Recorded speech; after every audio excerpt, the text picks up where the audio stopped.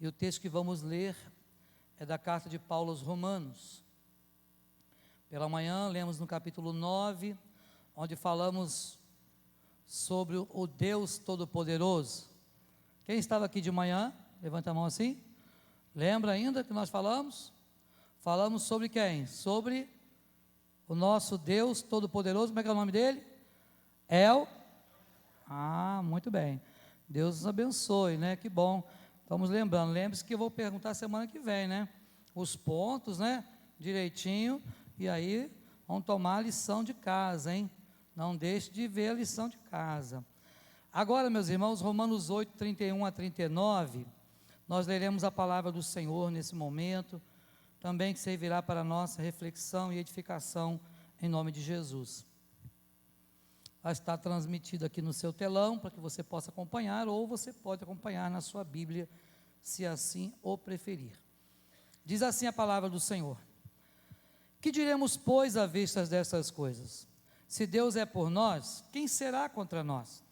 Aquele que não poupou o seu próprio filho, antes por todos nós o entregou, porventura não nos dará graciosamente com ele todas as coisas? Quem tentará acusação contra os eleitos de Deus? É Deus quem os justifica. Quem os condenará? É Cristo Jesus quem morreu, ou antes quem ressuscitou, o qual está à direita de Deus e também intercede por nós. Quem nos separará do amor de Cristo? Será tribulação, ou angústia, ou perseguição, ou fome, ou nudez, ou perigo, ou espada? Como está escrito: por amor de ti somos entregues à morte o dia todo, fomos considerados como ovelhas para o matadouro. Em todas estas coisas, porém, somos mais que vencedores por meio daquele que nos amou. Porque eu estou bem certo de que nem a morte, nem a vida, nem os anjos, nem os principados, nem as coisas do presente, nem do porvir, nem os poderes, nem a altura, nem a profundidade, nem qualquer outra criatura poderá separar-nos do amor de Deus que está em Cristo Jesus, nosso Senhor. Amém? Que o Senhor aplique esta palavra, meus irmãos e irmãs, ao meu e ao seu coração nesta noite, em nome de Jesus. Meus queridos irmãos e irmãs, a carta de Paulo aos Romanos é realmente uma carta diferenciada de todas as demais, dentre as 13 cartas que ele escrevera a algumas igrejas, lá do Novo Testamento. E é interessante nós observarmos algumas coisas que Paulo passou a escrever ao longo da sua caminhada cristã, isto é, ao longo do seu ministério. Paulo, durante o seu ministério, ele pregou inúmeras vezes, e ele fundou algumas igrejas, e ele fundava as igrejas nas suas viagens missionárias, e depois ele procurava saber como estavam aquelas igrejas. E eu me lembro de um pastor já saudoso que conheci, e já citei isso aqui em outra ocasião, o nome dele era pastor Teutônio Bragança. Ele era um homem de Deus, e ele chegou a pastorear, nos tempos áureos da igreja, podemos dizer assim, 17 igrejas ao mesmo tempo. Eu fico imaginando aquele homem, o que Deus fazia através dele, porque eu estou tentando pastorear uma, e assim mesmo não dou conta. Não é? E ele tinha 17, e ele pastoreava as 17, mas havia algo diferenciado naquela época. Por quê? Porque ele passava numa igreja hoje, num domingo, e só iria voltar daqui a 3 meses naquela igreja. E quando ele voltava naquela igreja, os presbíteros, os diáconos, as pessoas que estavam lá, haviam pregado, haviam evangelizado, e mais crentes já estavam prontos para serem batizados. Nenhum crente se desviava. Um pastor para 17, hoje tem igreja que tem 17 para uma igreja, e às vezes o crente ainda desvia, porque na verdade, meus irmãos e irmãs, são tantas as atrações, ou são tantas as coisas que são atrativas ou atraentes, para levar o crente para longe da presença de Deus, que hoje está muito fácil das pessoas se desviarem. Hoje as pessoas estão muito melindrosas também, não é verdade? A gente chama daqueles crentes mimimi, não é? Aquele crente que você não pode falar mais grosso, você não pode dar um alimento mais sólido, O apóstolo Paulo falava sobre isso. Tem crente que você não podia dar alimento sólido, porque ele estava ainda naquele leitinho. Mas você se lembra que o leite, ele é recomendado para uma criança integralmente até os 6 meses. Depois disso, tem que acrescentar alguma coisa. Ainda mais se for um guri, não é? Se for menino, então, começa a comer com força, e aí só o leite não vai dar certo. Então é importante nós sabermos que também nós precisamos crescer na graça e no conhecimento do Senhor. O apóstolo Paulo, então, ele começa a escrever às igrejas daquela região, por onde ele passava, e ele escrevia geralmente para fortalecer a fé daquele crente, ele escrevia para exortar alguma coisa que eles estivessem fazendo de errado, mas também escrevia para alertá-los de possíveis ataques do inimigo que poderiam acontecer e aconteceriam naquela igreja, naquele momento. Irmãos, não é diferente nos dias de hoje. A igreja de hoje sofre muitos ataques do inimigo. E não são só as heresias, isto é, aqueles ensinamentos que contrariam as escrituras, não. Nós sofremos ataques do próprio inimigo, dos demônios, sofremos ataques espirituais, somos bombardeados a todo momento com algo de libertinoso, algo difícil. Você não pode abrir o celular perto de alguém, que você vai ficar com vergonha, porque pode aparecer uma propaganda de repente, que você não esperava. Não é assim que acontece muitas vezes? Você não pede para aquela propaganda estar ali, mas ela vem, e às vezes você abre ali, e você vê coisas que você nem queria ver, e às vezes está do lado de alguém, você fica constrangido. Irmãos, é tão fácil hoje o crente se desviar, é tão fácil deixar de vir à igreja, porque tem tantas coisas que você pode ficar fazendo ao invés de servir a Deus. Pois bem, o apóstolo Paulo estava falando para uma igreja que viveu um tempo difícil, porque a igreja de Roma estava ali num contexto muito complicado, um contexto de idolatria, um contexto de um imperialismo muito forte, um contexto ali onde o império perseguia a igreja. Então era muito comum ver crentes apostatando da fé, porque eram perseguidos e na hora negavam a fé. Bem, você vai ver que o próprio Pedro, no momento em que ele foi interrogado ali, próximo à crucificação de Jesus, tu é um deles, não sei quem é, nunca vi mais gordo, não conheço não, sabe? E muitas vezes, meus irmãos e irmãs, nós ainda hoje estamos assim, negando a Cristo, negando o sacrifício dele na cruz do Calvário. Muitas vezes nós ainda estamos naquela fase do leitinho, mas já somos crentes há 10, 20, 30 anos ou mais. Será que nunca vamos chegar a amadurecer de verdade? Será que nunca vamos chegar a dar frutos? Porque para que você dê fruto tem que primeiro amadurecer. Então é importante demais que nós possamos pensar como o apóstolo Paulo pensava. E esse texto me chama muita atenção, porque vai nos falar que o Senhor provou o amor dele para conosco. Deus provou o amor dele para conosco. E a Bíblia nos diz que se Deus é por nós, ninguém poderá ser contra nós. Isso é interessante porque nos dá a convicção de vitória. Não quer dizer, meu irmão e minha irmã, que você pode entrar aí em alguns lugares achando assim, eu posso porque Deus me fez vitorioso. Sabe, pode se dar mal, não é verdade? Você não vai pegar ali agora, subir o viaduto e se atirar lá de cima. Porque aos anjos o Senhor vai dar ordem a meu respeito. Foi isso que o diabo falou para Jesus, levando-o lá no pináculo do templo. Mas é importante saber que nós somos mais do que vencedores, mas para fazer aquilo que o Senhor quer que façamos. Somos mais que vencedores, porque as portas do inferno não vão prevalecer contra a igreja, porque a igreja pertence ao Senhor, e os que são do Senhor o maligno não toca. Mas, meus irmãos e irmãs, precisamos observar que a graça de Deus, ela nos alcançou de maneira redentora, salvadora, restauradora da nossa vida. Um dia eu e você fomos restaurados pela graça de Deus. Um dia o Senhor nos alcançou com a sua misericórdia. Nós que antes éramos pecadores, inimigos de Deus, Fala, pastor, mas eu nunca fui inimiga de Deus ou inimigo de Deus. Bom, se você não servia a Deus, era inimigo de Deus. Todos aqueles que não são de Deus estão do outro lado, não é verdade? Não há meio termo, não existem dois caminhos, só há um caminho, e o caminho é Cristo. Então, se você não está no caminho, você está no atalho, e nenhum atalho leva até Deus, até o céu. Só Jesus leva até o céu. Ele é o caminho, e nós precisamos andar no caminho.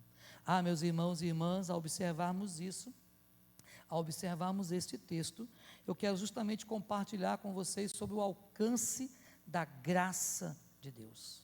O alcance da graça, até onde esta graça nos alcançou, até onde você pode perceber a atuação da graça de Deus na sua vida, até onde você consegue enxergar o que Deus fez e continua fazendo e ainda fará por você, na sua vida, na sua casa, na sua família. Qual é o alcance da graça? Será que há limite para a graça de Deus? Será que existe algum limite para Deus atuar na vida de alguém ou na vida da igreja? Pois bem, é sobre isso que vamos compartilhar nesta noite. O alcance da graça. Grave isso no seu coração. O alcance da graça. É claro que estamos falando da graça de Deus. A primeira coisa, meus irmãos, é que o texto nos mostra, é que a graça de Deus nos trouxe justificação. A justificação é uma doutrina muito importante que o apóstolo Paulo exauriu essa doutrina, falou com muita propriedade sobre ela, e a justificação nada mais é do que um ato forense de Deus, de em Cristo Jesus nos livrar da condenação do pecado. Se você pegar o texto de Romanos 8, nos versos 1 e 2, diz que nenhuma condenação há para os que estão em Cristo, não é isso? Porque a lei do Espírito de vida nos livrou da lei do pecado e da morte. Então nós já fomos libertos da condenação do pecado. Por quê? Porque a graça nos alcançou com justificação. A Bíblia diz que justificados, pois, mediante a fé, temos paz com Deus, por intermédio de nosso Senhor e Salvador Jesus Cristo. Então, nós fomos justificados, isto é, o Senhor nos tornou justos novamente. Irmãos, isso é maravilhoso de pensar. Eu e você estávamos destituídos da graça. O apóstolo Paulo, escrevendo aos Efésios, diz que todos pecaram e destituídos estão da graça de Deus. Gosto da expressão destituídos, porque na versão atual nos fala carecem da graça de Deus. Carecer e destituir são duas palavras totalmente diferentes. Então, prefiro a versão que nos diz que nós fomos destituídos da graça de Deus. Irmão, você pode imaginar o que é isso? Nós fomos banidos, nós fomos mandados embora. É como se levássemos o cartão vermelho no jogo. É como se você simplesmente não tivesse mais nada. Riscar o seu nome do testamento. Você não tem mais direito, eu não tinha direito. Por quê? Porque nós fomos destituídos, porque simplesmente todos pecaram. Pastor, mas peraí, mas o Senhor não nos perdoou? Perdoou. Mas quando Paulo fala sobre isso, ele está falando do pecado original, lá de Adão. Porque através de um só homem entrou o pecado no mundo, mas também por meio de um só homem veio o quê? A salvação, veio o perdão, que é Jesus.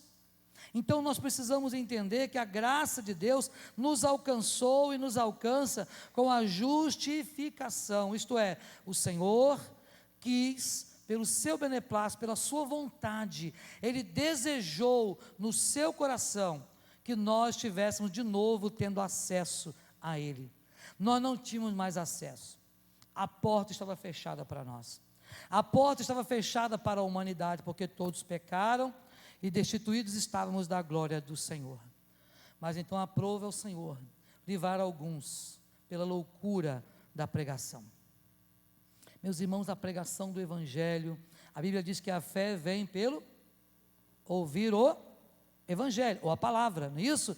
Então é ouvir a palavra, e nós entendemos isso, que através da palavra, o Espírito Santo entra no nosso coração, põe fé salvadora no nosso coração, e então nós somos justificados, passamos a ter acesso de novo, o caminho é restaurado, a ponte foi refeita, sabe? Agora você pode de novo estar diante da presença do Senhor.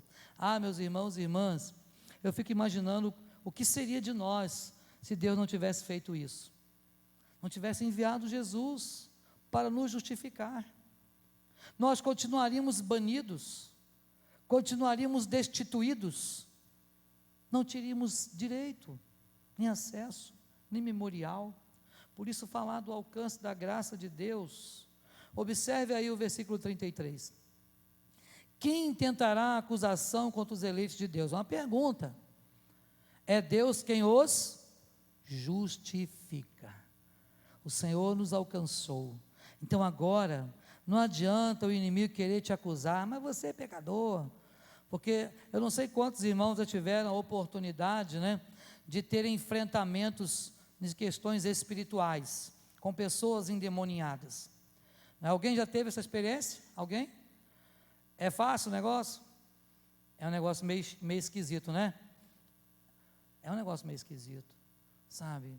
E ali naquela hora, você começa a pensar assim, mas eu não sou digno, Senhor, como é que eu vou? E agora o inimigo vai jogar na minha cara tudo que eu estou fazendo de errado, vai jogar no ventilador meus podres e tudo, o que eu vou fazer, Senhor? E agora? Só que você tem que se lembrar nesses momentos de uma coisa importante, que você vai nessas empreitadas, ou acontece essas coisas com você, e você está indo igual Davi. Lembra o que Davi falou para o gigante? Tu vem a mim com arco, com lança, com escudo, né? Mas eu vou até você, como? Em nome do Senhor dos Exércitos. É isso. Você não vai no seu nome, você não vai ter enfrentamento, que se você for no seu nome, meu filho, vai levar a rasteira do capeta. Mas se você for em nome do Senhor dos Exércitos, a Bíblia nos garante que nós já somos mais que vencedores. Então essa justificação, agora ninguém mais pode intentar acusação contra você. Você é um eleito de Deus, foi escolhida por Deus, o escolhido de Deus. Então agora nenhuma condenação há. Não tem esse negócio de ficar acusando, apontando o dedo. Fala assim, olha, eu sei que eu sou pecador mesmo, mas eu sou um pecador restaurado. Eu sou um pecador perdoado, eu sou um pecador que reconheço os meus erros, eu sou um pecador que sou reincidente nos meus pecados, mas o Espírito Santo, através do sacrifício de Jesus na cruz do Calvário, me lavou. Pronto, e você está liberto, porque se pois o Filho vos libertar, verdadeiramente sereis livres. O alcance da graça de Deus nos trouxe justificação, mas também nos livrou da condenação. Meus irmãos, olha que coisa interessante, verso 34, é uma pergunta mais uma vez, quem os condenará? Condenará quem? Os eleitos de Deus. Quem pode condenar você? É Cristo Jesus quem morreu, ou antes, quem ressuscitou. Irmãos, isso aqui é maravilhoso. Jesus não só morreu por você, porque se ele tivesse ficado no túmulo de José de Arimateia, não teria valido de nada. Não é verdade? Não teria valido de nada. Se Jesus tivesse ficado lá com seus restos mortais, em alguma tumba, não valeria de nada. Mas ele ressuscitou, e quando Jesus ressuscitou, diz a palavra que tragada foi a morte pela vitória. Jesus ressuscitou, e com a ressurreição de Jesus, observe, nós então agora não podemos mais ser condenados, porque Jesus morreu a nossa morte. Porque Jesus morreu em nosso lugar, e agora nós podemos ter vida e vida com abundância. Eu não sei, meu irmão e minha irmã, se você já tomou posse disso na sua vida, para você, sabe, porque tem muitas pessoas que vivem se condenando, eu sou isso, sou aquilo, eu não sou digno, eu não consigo, eu não posso. Realmente nós não somos dignos de nada, nem eu e nem você, mas é pela graça de Deus, é a graça que nos alcançou. Há um hino que se canta muito em coral, né, que eu gosto muito do refrão: Graça quão maravilhosa é a de Jesus, como o firmamento é sem fim. É maravilhosa, é tão grandiosa, é suficiente para mim. É isso? Então, graça para quê? Graça para nos livrar da condenação do pecado. Meu irmão e minha irmã, o Senhor já fez isso comigo e com você. Então, não fique se martirizando ou recebendo a acusação do inimigo, sabe? Há outra canção, eu gosto muito de hino, né, irmãos? E é uma canção que eu gosto muito de um cantor chamado Armando Filho. Alguém conhece? Já ouviu falar? É o que falou aquela canção do Quero que Valorize. Mas ele tem uma canção que fala assim: de todas as provas que eu já passei, é tão difícil, Senhor, a gente ter que ouvir acusações do vil tentador. Lembranças do passado vêm e querem me fazer parar, ou mesmo palavras de alguém que não quer na gente acreditar. Lembra disso? Às vezes a gente fica assim, ó, ouvindo a acusação do inimigo. Sabe, irmãos, não dê ouvido ao inimigo não, porque ele veio para acusar mesmo, ele vai tentar mesmo te desestruturar, mas lembre-se que a graça de Deus te alcançou, não só com justificação, como te livrou e me livrou da condenação. Então agora você tem o seu passaporte carimbado, garantido, e nada pode te separar do amor de Deus. Pastor, então quer dizer que eu posso pecar à vontade, que agora nada pode me separar do amor de Deus. Bom, faz isso para você ver onde você vai parar. Faz isso. É claro que não. Lembra do texto que lemos no início, de Gálatas? Não useis a liberdade que tendes para dar ocasião ao pecado. A graça de Deus não é um passaporte para o pecado, mas é um passaporte para o céu. Então não quer dizer que com isso eu posso sair fazendo o que eu quero. Não, porque eu fui chamado pelo Senhor para uma obra específica. Então, meu irmão e minha irmã, lembre-se, a graça de Deus te alcançou, trouxe já justificação, você já foi justificado, você não precisa pagar mais nada, o preço já foi pago. Você não há possibilidade nenhuma de ser condenado, porque o Senhor já te libertou da condenação. Mas também a graça nos uniu a Ele através de Cristo. A graça de Deus nos uniu ao Pai através de Jesus. É Cristo Jesus quem morreu, verso 34, ou antes quem ressuscitou, o qual está à direita de Deus e também intercede por nós.